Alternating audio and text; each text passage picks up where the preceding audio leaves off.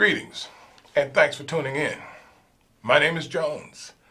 I am the founder CEO of the 501c3 not-for-profit Inmates For Change.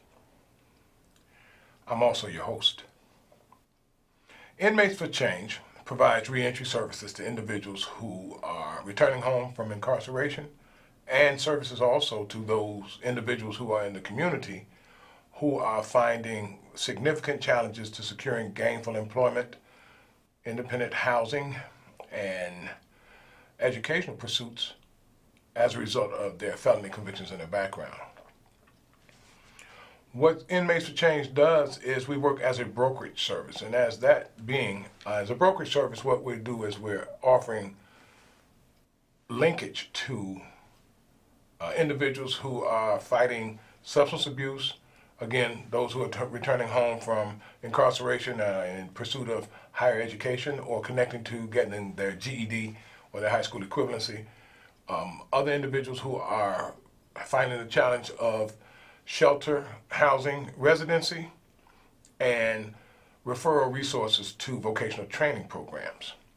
Now, what Inmates for Change also provides is a rehabilitative education curriculum initiative workshop entitled Path to Purpose. And with Path to Purpose, what we do is we introduce participants to critical thinking skills, interpersonal interaction, relationship issues, self-image and positive self-image enforcement. We also work with spiritual connectedness, God consciousness. We provide introduction and curriculum that also works with behavior modification, anger management, peaceful conflict resolution, spiritual connectedness. Did I say that already? Spiritual connectedness. Did I say that already? Spiritual connectedness and God consciousness. And lastly, behind behavior modification, we also work with positive lifestyle change. I seem to be stumbling through this because I'm trying to remember everything that I have so much because it's such a packed event today. So I'm going to jump right into it. What we do with the Path to Purpose initiative is it's set up in a classroom environment type of setting where the workshop seminars are 90 minutes in their duration, and it lasts from between 6 to 24 weeks. And what we do is we supplement existing programs with organizations who are doing the same type of services through social services industry, to help individuals who are coming through. Now, this number I'm about to give you works two ways. I'm about to show you a number for contact information to Inmates for Change. And with that, what we're asking, and want you guys to also know, is that if you have an organization and you're considering adding to your program curriculum lineup, you may want to consider us as part of what your new program lineup is. Again, we do supplement the existing program in other organizations. And for you individuals who need brokerage services from Inmates for Change to get you into successful reintegrating back into community, family, society, and corporate America, then this is what your number is for. And as you'll see, the number is 773-746-3075. Again, 773-746-3075. Our website is inmatesforchange.wixsite.com/inmates for change. And our email address is inmatesforchange@gmail.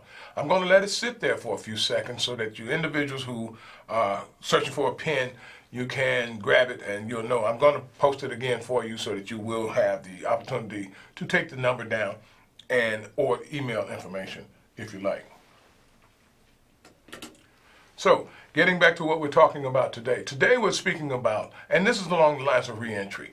What I'm going to give you guys today is, how do I turn this around? Today's subject matter, how do I turn this around? What I'm going to focus on are the steps towards the process of getting an individual who is coming home from prison and or in the community with a felony conviction in their background, and they're trying to successfully reintegrate back into family, community, society, and corporate America. Now, this is a lot of information that I'm going to convey, and I hope that you're still with me all the way through because it's a lot of information. One of the first things that I teach in my workshops are how we have to do about changing our thinking. And for lack of a better term, I hope to introduce an individual about the process of how to reprocess his or her process of thinking. And how do I turn this around is one of the number one of the choices that you have. This is the number one. There's another one that the me I know has to die so I can live. That's in a previous segment from a season or two ago that is still on YouTube now, so you might be able to pull that one up. The me I know has to die so I can live. Here is how do I turn this around. One of the first things that we look at when we're finding our way through is, here's some of the steps now coming.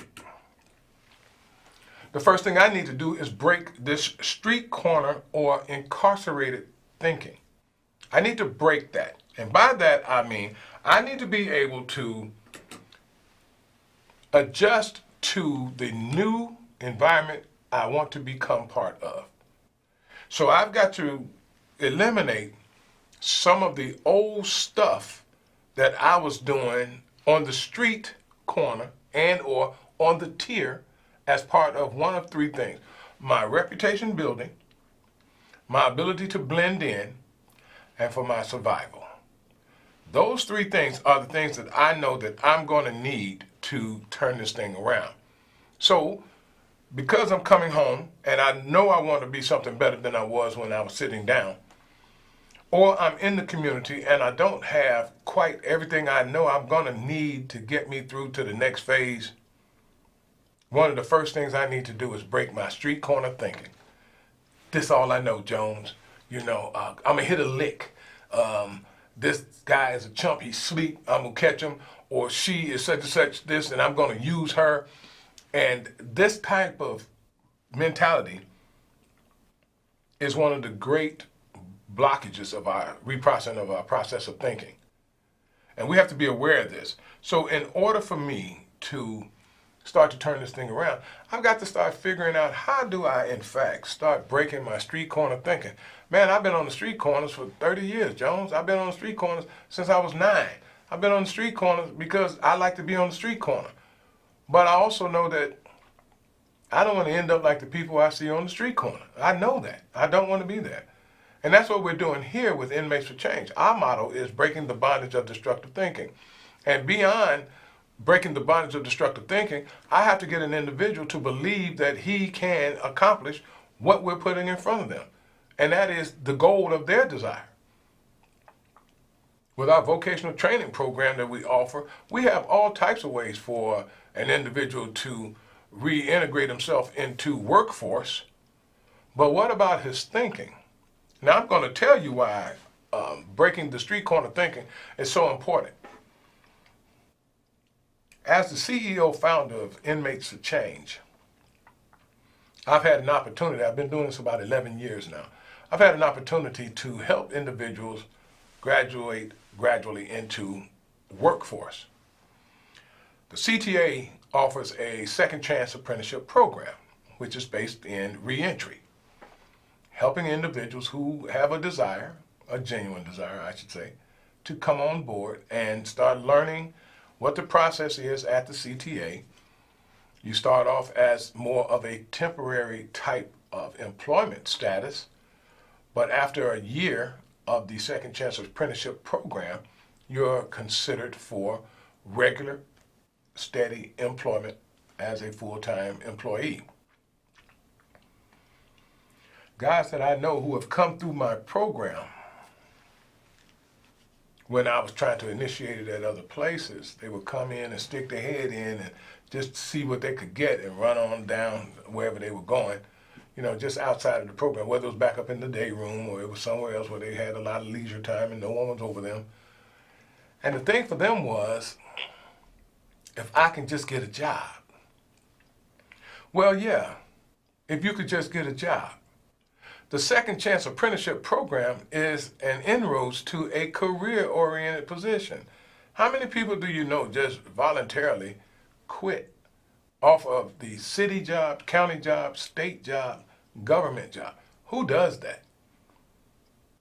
People do, but we've got a name for that type of people. Especially if you got significant others or children or loved ones at the house.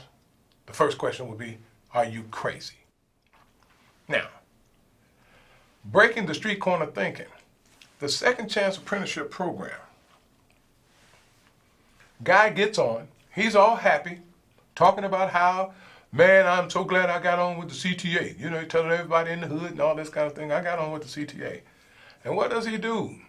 He works for that second check, because it takes about a month to get your first pay, because you got to put 2 weeks in, which is going to be what we call your severance pay. And then you got the next 2 weeks, and that's when you'll see your first check. So your paycheck is always following you at least one pay period behind. When you're separated from the company, there's always a check that we're going to mail you. We're going to mail you your payroll to the address you gave us at the time of your application, unless you've gone through personnel and they've changed it. But let me get back to this, breaking street corner thinking, because I want you all to see what I'm talking about. Breaking street corner thinking. The individual who's on the CTA apprenticeship program. Now, this is not everyone that I've sent through there. I've sent at least 50 people, and 3 that I know of worked up to the second check and then ran back out into the street with that paycheck, call themselves going back to re-up again with drugs and going to start selling drugs in the community. I don't know why that was some kind of viable option for that individual, but I do know this. They did not spend enough time in my program to get their thinking reprocessed. So their street corner thinking was, if I hit this lick, they're looking at the Second Chance Apprenticeship Program with the CTA as a lick. This is street corner thinking. Same difference where an individual walks into a Walmart trying to get on as an employee and starts stealing out of the place. I'm going to be honest with you. I was the same guy. Got on in one of these downtown stores, and learned about where some of the hit and miss parts are with the security as well as stock just sitting there. To me, in my mindset at that time, was this stuff just waiting to be taken. I made a few phone calls and had a couple of buddies come down with a shirt and tie on, looking all presentable, and we were stealing our butts off, and sooner or later, that comes to an abrupt end, on the day that I don't really want to be inconvenienced by handcuffs and paddy wagon and then a jail cell. That's the time that it happens. So breaking my street corner thinking, after I returned home from incarceration,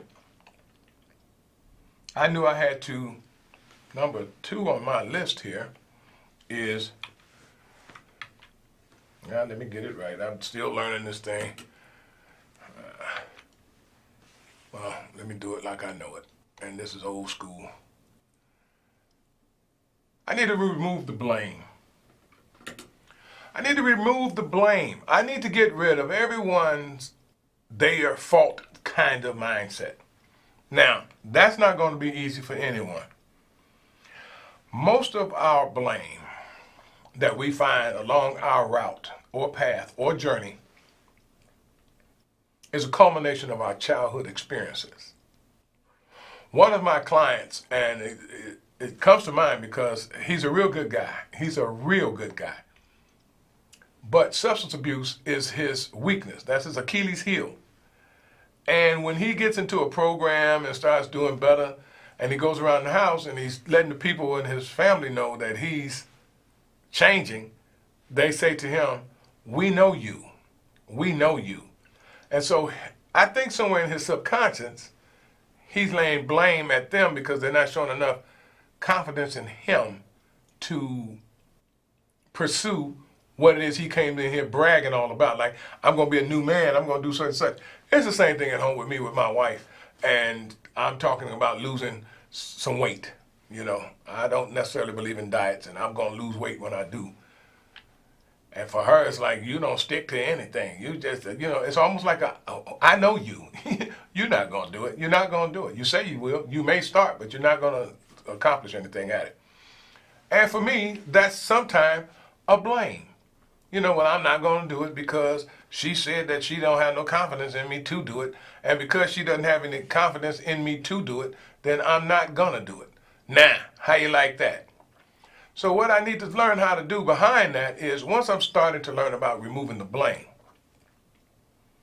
I've got to keep my mind focused on what I need to be doing. I don't need to be looking back into the past 5, 10, 20 years ago about something I didn't do. I need to be focused on what I'm trying to achieve. I'm headed to where I'm going. And on the converse side of that, I'm going to where I'm headed. That means I'm not going to waste a whole lot of time getting caught up in old stuff and laying blame somewhere. This is how I can turn this thing around. I got to first break this street corner thinking, and then secondly, I've had to remove the blame. No matter what. When I went into the penitentiary, I destroyed a 33-year marriage. I lost my house. I destroyed my business. I separated myself from my kids. Not to mention the drug addiction that I had with substance abuse and the criminal mind thinking that I was doing every day as a way of living. And the killer had a business and a good job at the same time. So I need to learn how to first break the street corner thinking. I need to remove the blame. And then I need to get right here where what we're showing is, I'm going to give it to you. There it is. Rise above the situation that I created. Now, what does that mean? I need to rise above the situation that I created. The way I can rise above the situation I created is I am personally telling you right now on this show that I am a 4-time convicted felon. But most people would not know that because I don't dress like a 4-time convicted felon. I don't hang around on the street corners anymore with other convicted felons. I don't do criminal acts as a way of my everyday living or my lifestyle anymore. It's not what they call me, it's what I answer to. My name is Jones. I'm the founder, CEO of a 501c3 not-for-profit that provides reentry services to individuals who are genuinely interested in changing their lives. I'm rising above the situation that I created. I'm from the projects on the South Side. And for a while, I felt that I was a product of the environment. Gang association, substance abuse, violence, low aspirations for anything other than hitting a lick, and mad at the man. What I needed to do was break the street corner thinking. I need to remove the blame. And now I need to rise above the situation that I created. I had a chance to go to grammar school. I had a chance to go to high school. I had a chance to go to college. I had a chance to become gainfully employed. I had a chance to meet a woman who I wanted to spend most of, if not all of my life with. And I had a mother that I wanted to make sure that she knew that the boy she raised to be a man was not just some fool out there running the streets. And on all of those accounts, I only gave it a half effort. So now I need to rise above the situation I created. And by rising above the situation I created, I've got to learn now how to focus my mind on myself and elevating myself. Excuse me. This is the positive self-image reinforcement that we also teach with Path to Purpose. How to become something better than what I used to be. And the first thing I need to do is believe that I can. Because if I believe I can't, or I believe I can, I'm right. My mind does not discern about which thought goes into it or how long it stays. That's up to me. And so if I feel that I can become something better than where I was or what I was, I'm right.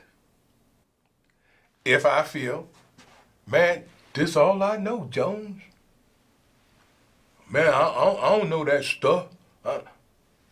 You're right. How long do you want to stay there? How long do you want to be stagnant in your thinking about what you can become? With all my workshops, I look and I see individuals who I see are diamonds in the rough. They don't see the diamond in them. They just been giving me lump of coal type of behavior and attitude as well as actions. You know, sometimes I almost have to pull a gun on some of these people, you know, to get them to answer a question in the workshop that they signed up for.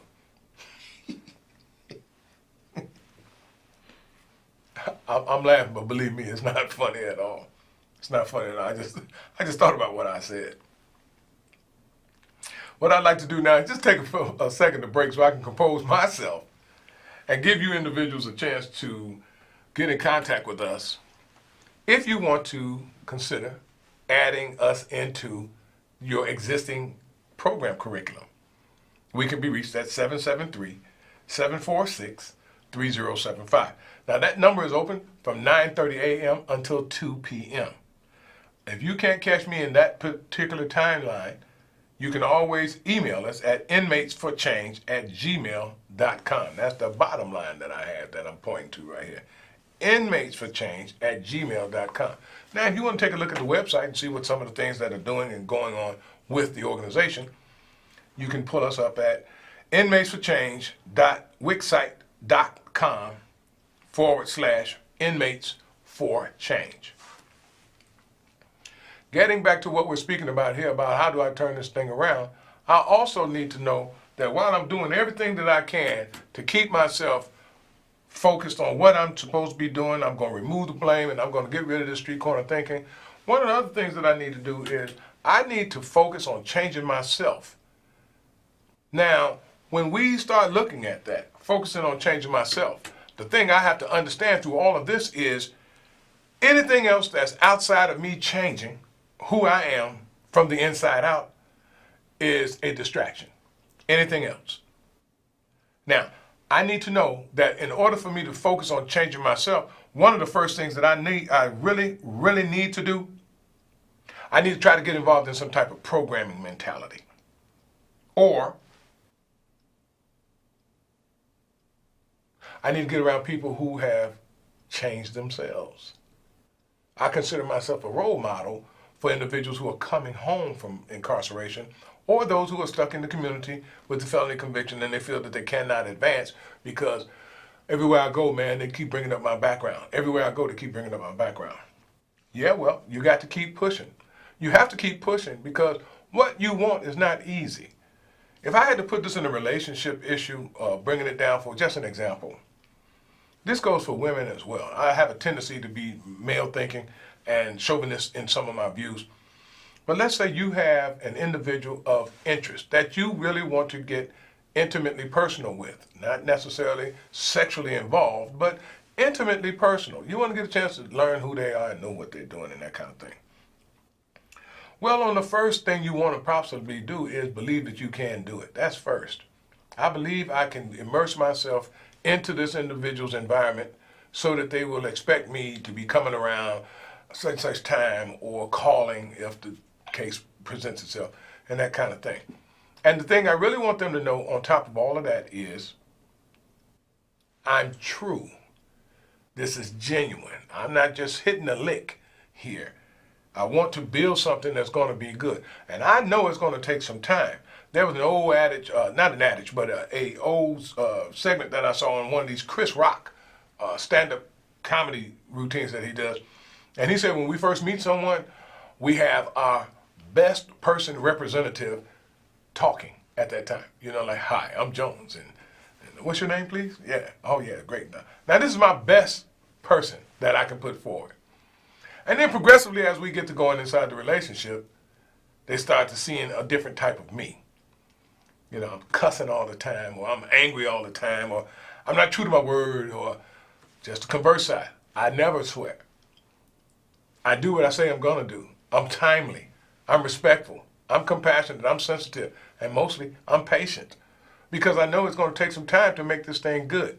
This is where, again, I need to go with focusing on myself. I need to focus on changing myself.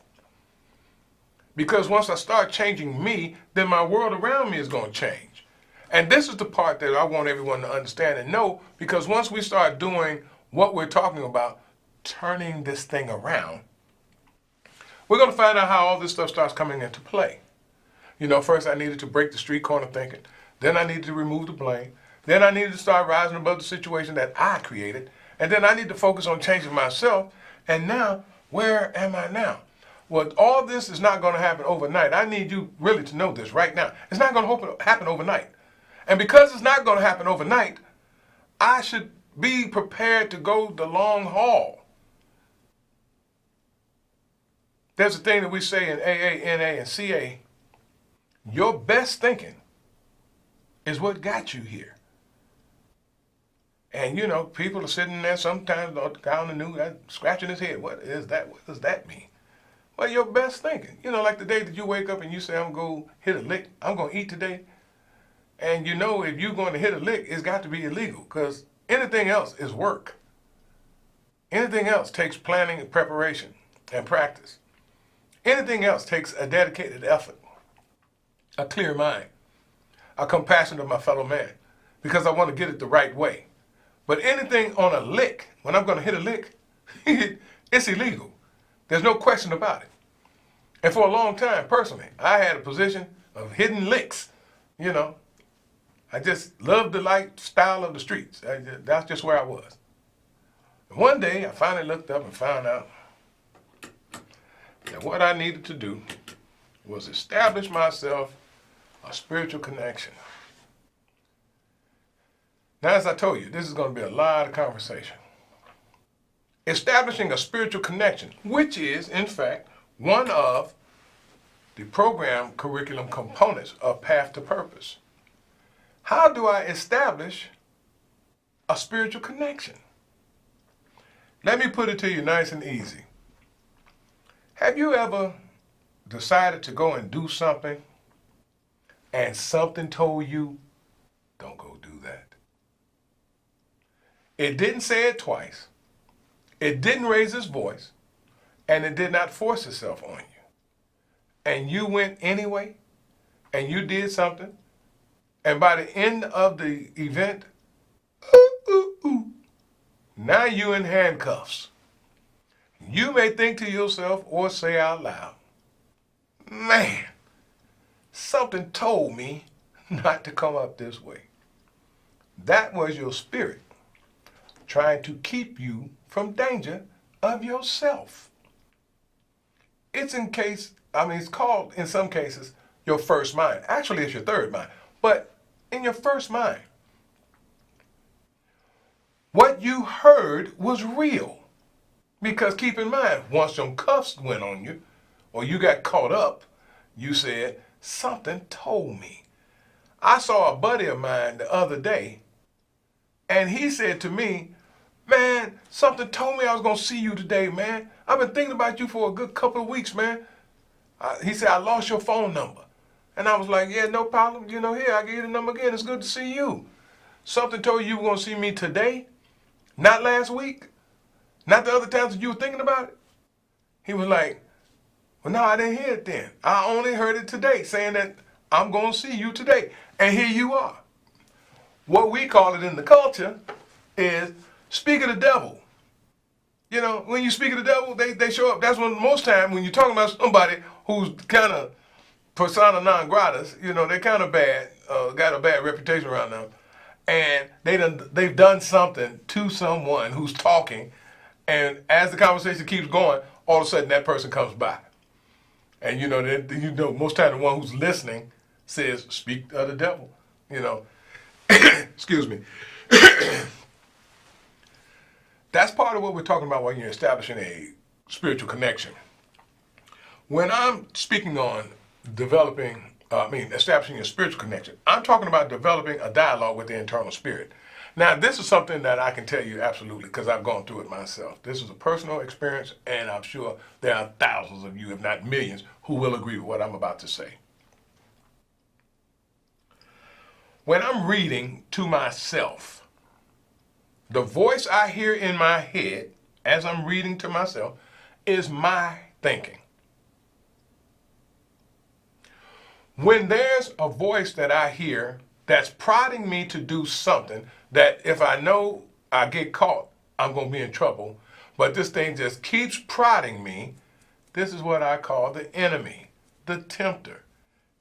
Talking to me in a language I understand, through a voice I recognize, guising its destructiveness in my subconscious. Now I'm thinking I'm coming up with a bright idea about hitting this lick, going somewhere I shouldn't be necessarily going, being around some people I shouldn't necessarily be around, or doing some stuff I shouldn't necessarily be doing. And I'll hear this, don't go there. The still calm voice. Now that's 3 different pieces I'm speaking about, right? Here's your dialogue.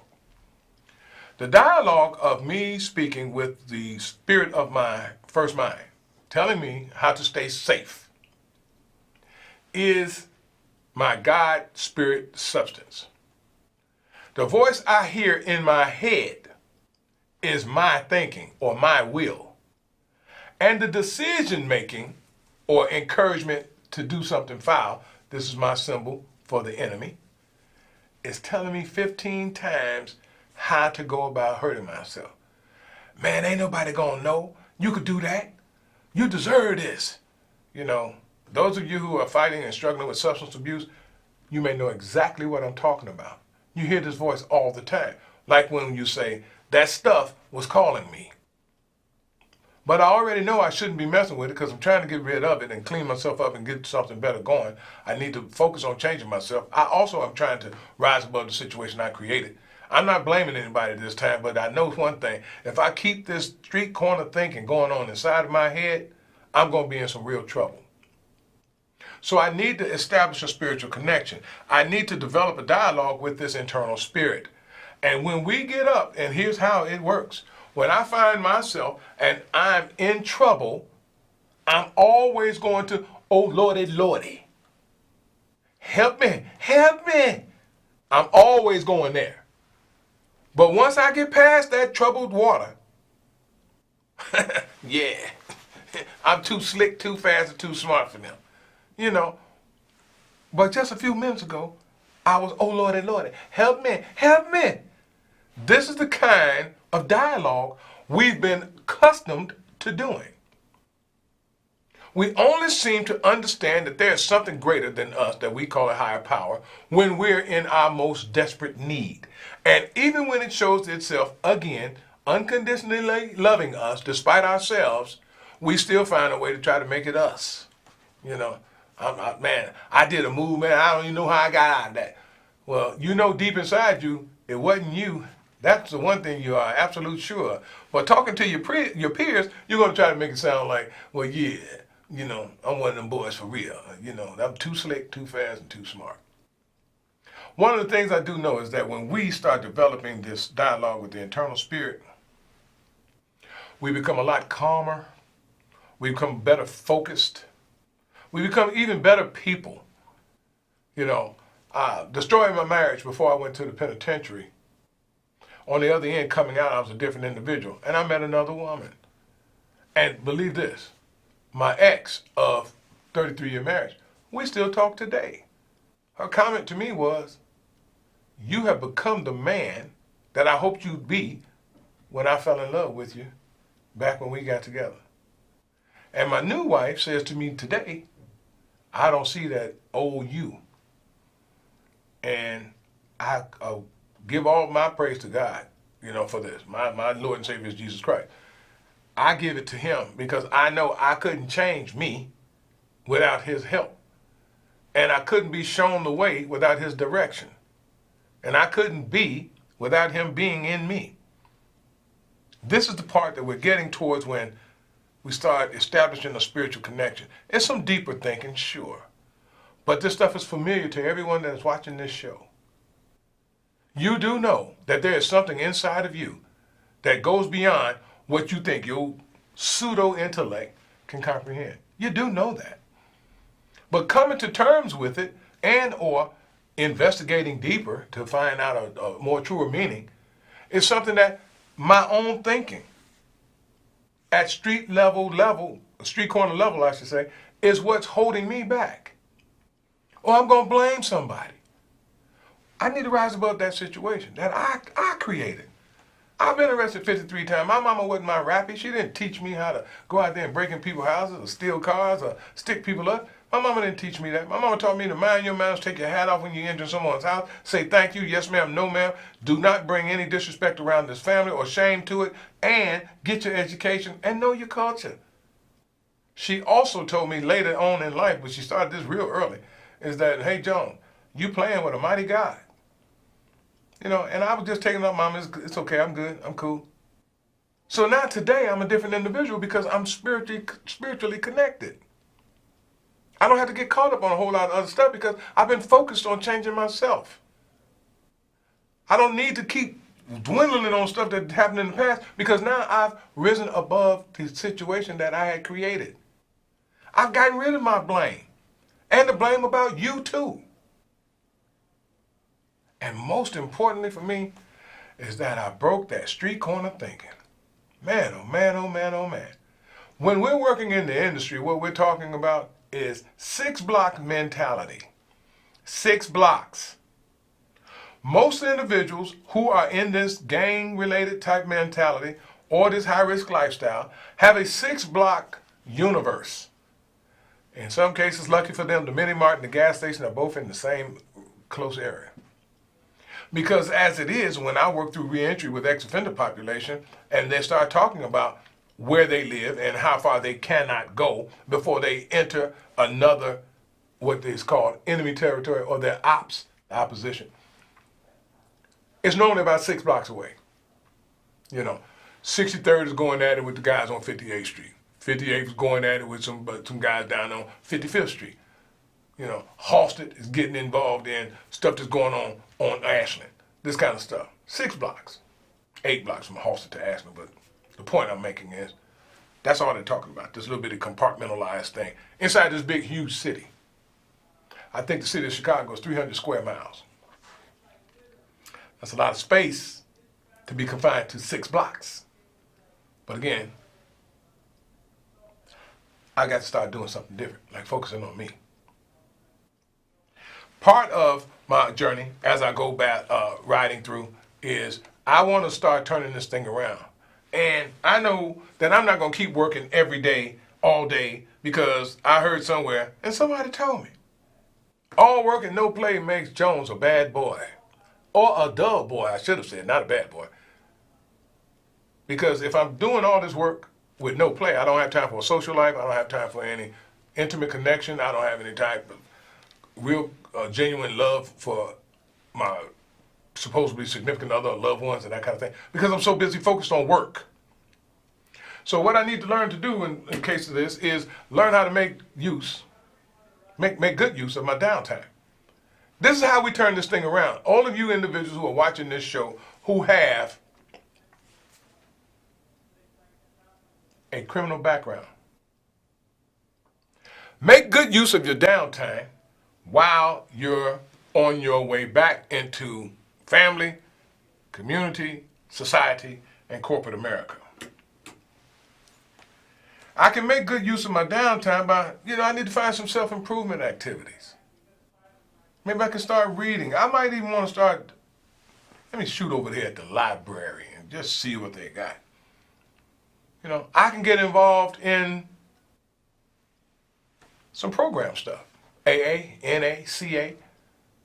I can always make good use of my downtime, but what am I doing with my downtime is the point that I'm making and stressing right now. I've seen so many young folks with these phones, some old people too, and during their downtime, not only are they on their phone, I'm guilty of it sometimes myself. I ain't gonna try to act like I'm somewhat so self-righteous now that I don't do it. I got my cell phone, I'm on my cell phone while the TV is going.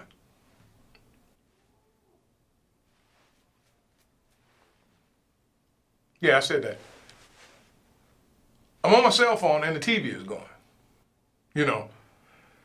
I get so preoccupied with what's on the TV or what's on the cell phone that I don't make good use of the downtime. Did that miss anybody out there? This is the kind of stuff that we're talking about when we start working our way through making good use of your downtime. I know if I was at the library, I'm not going to see how many chicks are at the library. It's great to see them walking through there. Okay, that's fine. Yeah, that. But why am I here? I'm here because I'm trying to learn something more than I had in my head before I walked in these doors. I'm trying to learn more about something that piqued my interest through either conversation or illustration or demonstration. This is the reason I've got to learn how to turn this thing around. Part of this stuff is still blamed in my street corner thinking. And not only that, my belief system. But when I know that I'm really trying to put myself forward to do something that I'm supposed to be doing, I'm not going to let anything stop that. There's nothing more powerful on this earth than a made-up mind. Think about it yourself. Every time you have made up your mind, that's exactly what you accomplished. Whether it was staying at home, I ain't going nowhere today, or it was I'm going to get that outfit that I saw in the window or at the online, or something else I need to do. I'm going to get started on my weight program. I'm going to get better acquainted with some of the stuff that I didn't know. I'm going to improve my reading by learning how to read. I'm going to start at maybe fourth grade level books and start gradually putting myself through and this type of thing. So this is the kind of stuff that I need to be doing. I also need to start working along the lines of, getting a little breath here. Building network alliances. How do we build network alliances? Now look at this placard that I just put up. How do I turn this around? Let's start at the top. Break the street corner thinking. Remove the blame. Rise above the situation I created. Focus on changing myself. Establish a spiritual connection. Make good use of my downtime. And now start building network alliances. Well, Jones, what does that mean? What does it mean when you say start building network alliances? If you want to start doing something new, you're going to start doing something new by way of people. So, let's say you want to learn acting as a vocation. You're going to go around places where they're acting or practicing acting or being taught acting. And from that, you're going to start learning some of the people's names in the place if you keep showing up. And they're going to learn your name. One of the things that I did when I first came home over 10 years ago now, I've been home 10 years, is I started going around these organizational meetings in the social services entry, specifically re-entry services. I started going around.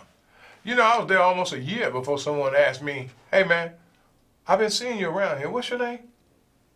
Because what I was doing was just listening while I was there. I was learning what to be listening for.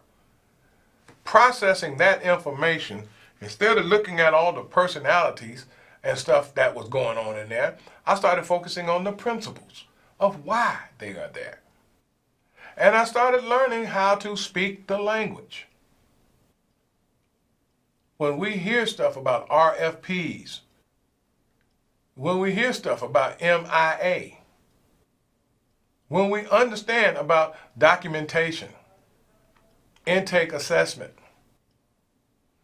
referrals, workforce development, all of that stuff is social services, jargon, terminology, vernacular. All of that's that.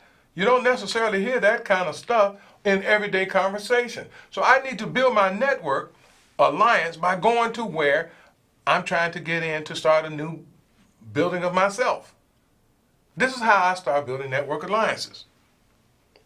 So part of my making good use of my downtime at these libraries or just going into meetings and just sitting there listening. How many of you all have been to a CAPS meeting? The Community Action Police something, CAPS. You know what it is. Don't try to act like I got it messed up and that kind of thing. I'm saying to you about how many have gone. I've gone for my area. I don't make all of them. But when I went, I see it is so dismally low count people in there, 10, sometimes less than that. And most of them are at least 50, 60 years old like me. Very few young folk are involved in what's going on in their community.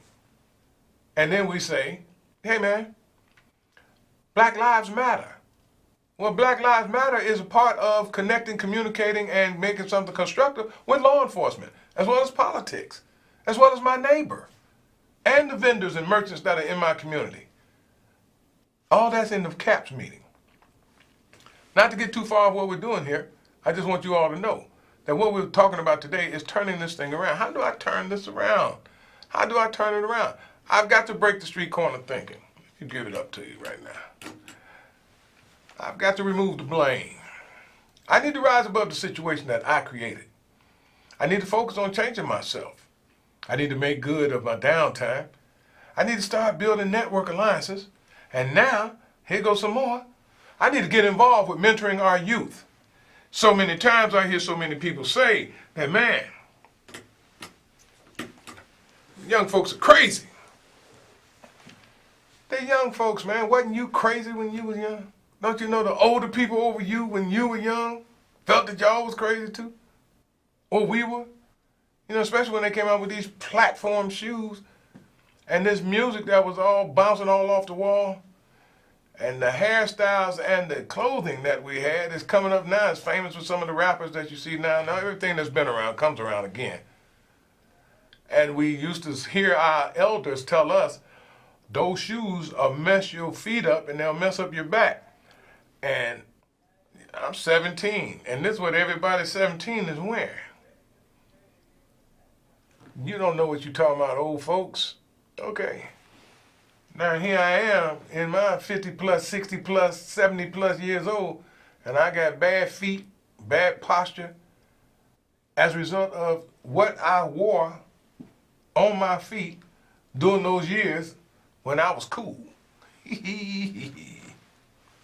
We need to get involved with mentoring our youth. This goes especially for individuals who are coming home and those who are just sitting around hoping to get some employment. Start getting involved with mentoring our youth. Our youth today are in so much trouble as a result of no one keeping the gate. When I was coming up a couple of 100 years ago, if you were under 17, you needed to be in the house when the street lights came on, man. There was a time when the nighttime belonged to the adults. You took your hat off when you entered someone's house. You yes ma'am and no ma'am. You tried to strive hard and be one of the first of the class in school. And you didn't want to bring no shame.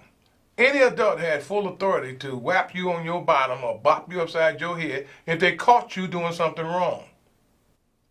If they knew you, after they bopped you upside your head or put some heat to your pants, they took you home and held you so your mama could whoop you.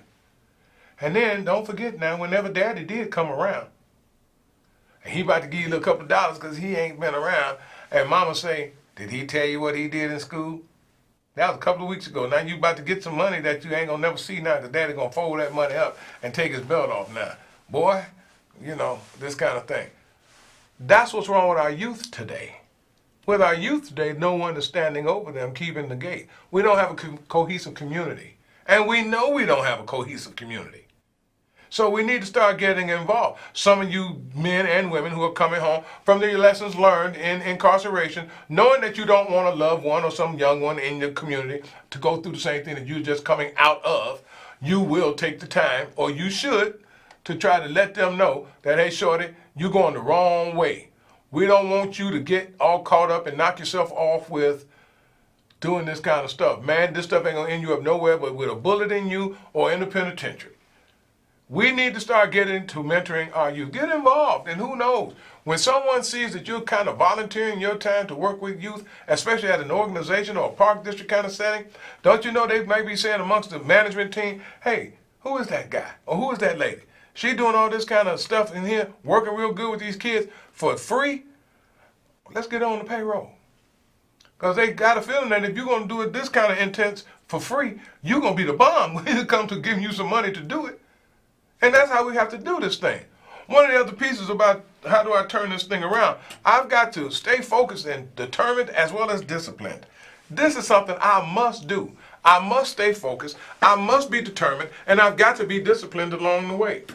I've got to know that if I want to turn this thing around, not only do I need to break the street corner thinking and remove the blame and rise above the situation and focus on changing myself and establish a spiritual connection and make good of my downtime and be starting a network of new alliances and get involved with mentoring the youth, I need to stay focused, determined, and disciplined, because this ain't going to be easy. This is not some walk the park kind of endeavor. This stuff takes work. But the one thing I've learned, and if I can pass this on to any of you who are anticipating going in there into this industry, social services, do not get emotionally involved. You can be empathetic without being sympathetic. You can be assertive without being aggressive, because everyone needs some structure. And you lead by example, and your individuals who you are working with will start to gravitate toward what it is that you have and what you're offering. I need to stay focused. I need to be determined, and I need to be disciplined. And one of my students the other day, well, I should say participants, because even though I facilitate, it's not about an individual in a teaching kind of heaviness of the workshop. He said, well, what's the difference between determined and disciplined? And I told him, I say, well, when you're determined, that means no matter what, you're going to get what you're going after. But discipline is being able to stay within the lines that it takes to get what you're determined to have. And to be that, I got to stay continuously focused. I cannot get distracted and focus on distractions. I've got to be determined, and I've got to be disciplined. Is this making sense to you? Because if it's not, let me tell you what to do right now. Give me a call at Inmates For Change at 773-746-3075. I'll also take your email, because that number, 773-746-3075, is only open from 9:30 a.m. until 2 p.m. Monday through Friday. However, emails are being checked continuously. So, with that being, I'm going to get back to what we're talking about right here, because my email address, I'm sorry, I almost missed it, is inmatesforchange@gmail.com. One of the last things I want to say tonight about this, how do I turn this thing around?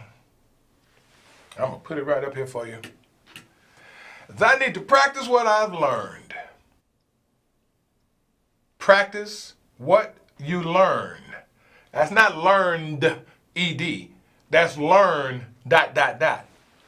You're going to come across information, experiences, and circumstances that you're going to learn how to navigate through because of your focus, your determination, and your discipline. But not only that, is your network building. You're going to start making good use of your downtime. You're going to develop and establish your spiritual connection. You're going to rise above this situation. You need to practice what you learn. You know that living a certain kind of way takes some effort. And the only way I'm going to successfully get it is to keep doing it, and that'll make me better at it. Of course, the first couple of times you're going to stumble because it's new.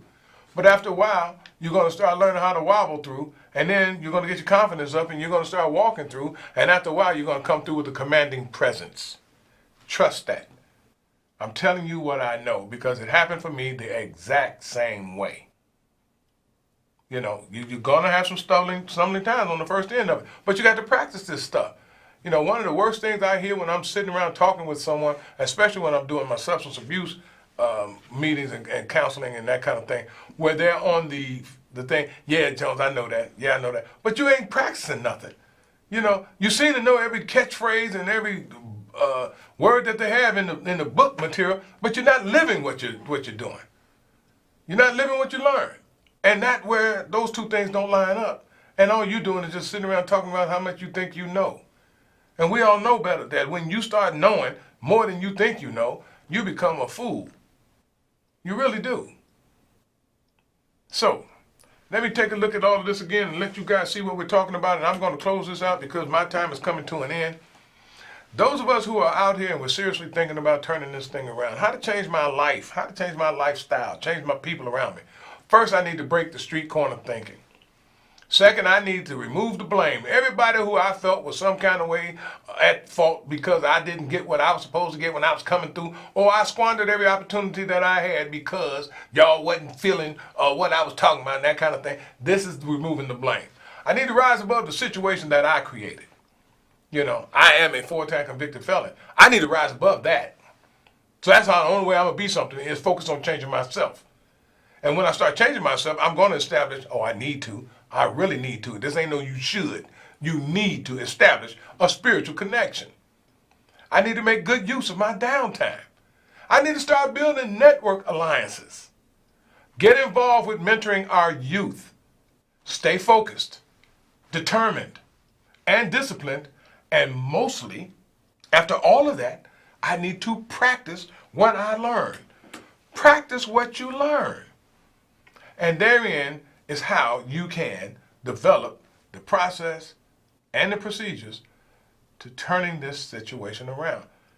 Most of you people who've gone through this criminal justice program and the prison industrial complex, you don't want no more of it. Some of you may, but for the most part, you don't. You don't want no more of it. Even those who just may. And they think this is all that's out here, this is all I got to do, and this is that. My friends, they still doing it, and I need to do it too. Okay, well, you get what comes with that type of decision making. In closing, I'd like to leave a message for you guys who want to get in touch with us, and we surely appreciate all calls as well as interest. Inmates for Change can be reached at 773-746-3075.